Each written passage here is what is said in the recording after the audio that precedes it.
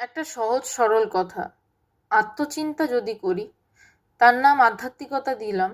আর তাহলে যদি স্বার্থ চিন্তা করি, মানে এটা আমার, এটা আমার, এটা আমার, সেটার নাম জাগতিকতা দিয়ে দিলাম কেন? প্রশ্নটা খুব সুন্দর।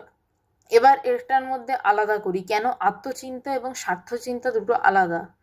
আত্মচিন্তন করলে কি হয়, একটা সময় গিয়ে আমি বুঝতে পারি আমি বলে আর কিছু নেই, আমি সবার সাথে একাকার হয়ে গেছি।